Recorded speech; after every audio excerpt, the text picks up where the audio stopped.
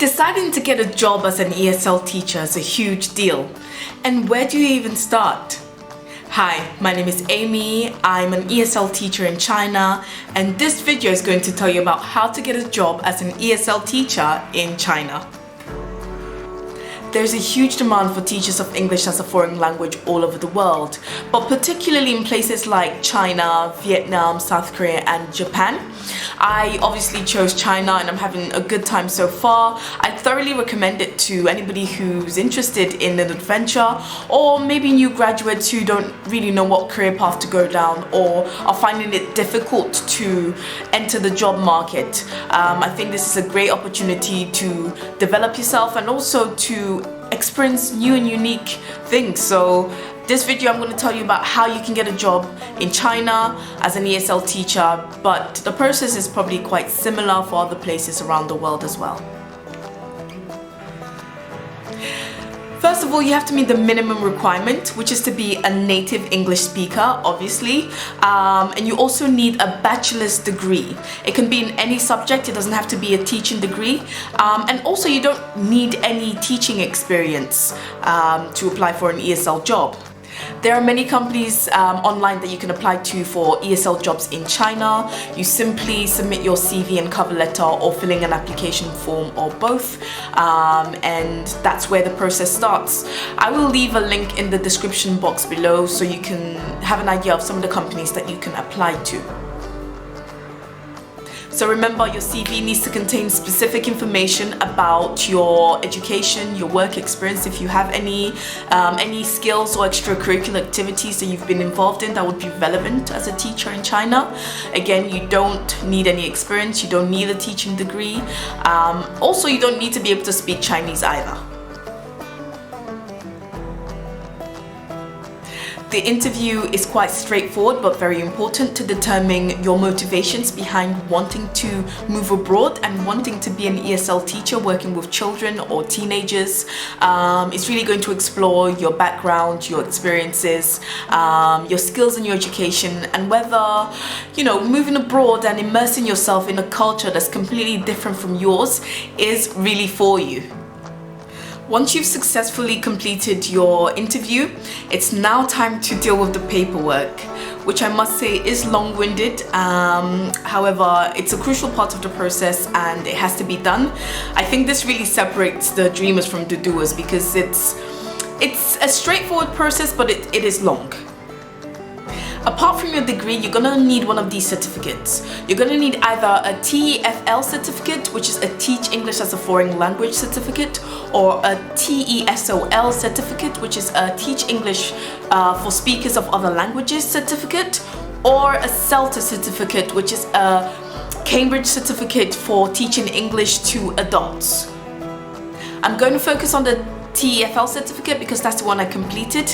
The recommended time frame that you should complete this course in is 120 hours minimum, and the cost of this course is between £100 to £300 depending on your provider, and I will put a link in the description box below to give you ideas of some of the providers you could use.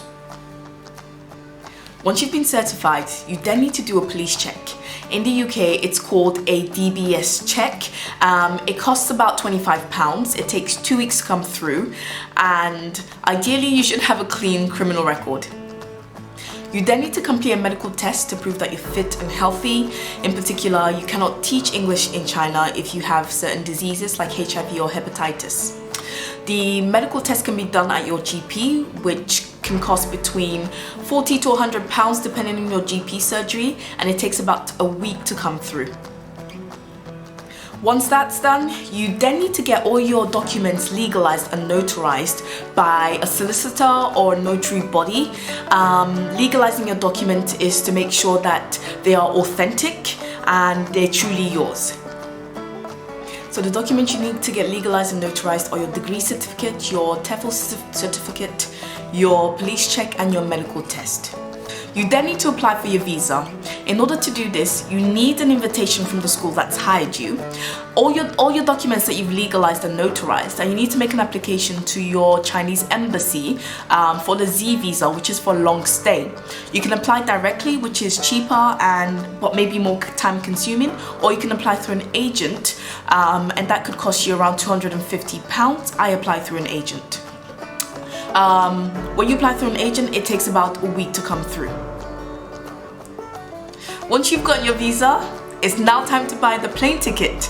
The cost of the plane ticket is between £300 to £600, depending on how quickly you buy it and what airline you use.